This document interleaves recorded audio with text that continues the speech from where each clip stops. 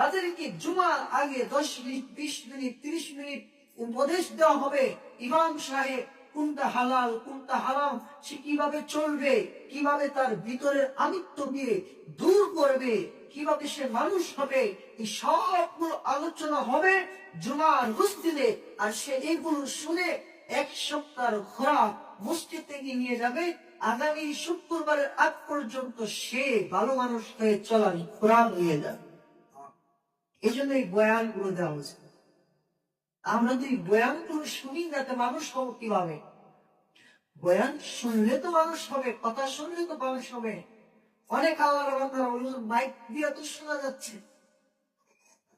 আরে ভাই, মাইক দিয়ে শোনা সরাসরি বসা শোনার তাসিরিয়ে সামনাসামনি কথা শোনার প্রভাবে মাইকে শোনার প্রভাব ভিন্ন, সামনে শোনার প্রভাব ভিন্ন। সামনে বসে কথাগুলো শুনে যখন উলামায়ে কেরাম ইখলাসের সাথে কথাগুলো বলে, এটা তার সিনার মধ্যে দেহের মধ্যে প্রভাব ফেলে।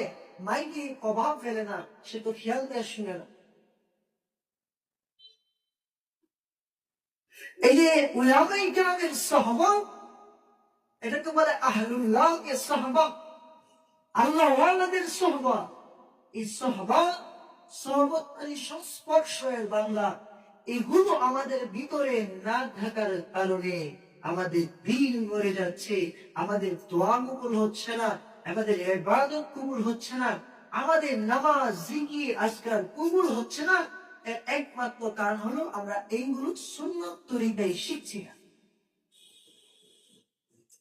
প্রত্যেকের ব্যক্তিগত ভাবে পারিবারিক ডাক্তার থাকে, একজন ডাক্তারের কাছে যায়, সে সবকিছু তার কাছে শেয়ার করে। পারিবারিক লেনদেনের একজন বিশ্বস্ত লোক থাকে, দোকানদারিও একজন পারিবারিক দোকানদার, তার দোকান থেকে সবকিছু আনে। কি বলে যে তার দোকান থেকে সব আনে, এক মাস করে তাকে টাকা দিয়ে দেয়। তার সাথে লেনদেন যখন ভালো হয় তো দেখা যায় 1 মাস বাকি দেয়, 1 মাস পরে আবার 5 তারিখে বেতন পায় দিয়ে দেয়।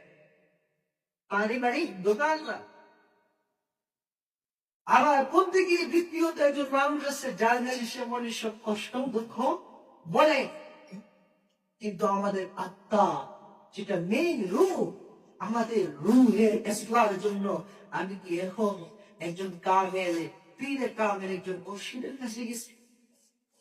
আল্লাহ ওয়ালা উলামায়ে কেরাম যে আলেম হক্কানি রব্বানি আলিম সে আল্লাহ নূরি তার সুবহতে যায় যে হুজুর আমাকে নামাজ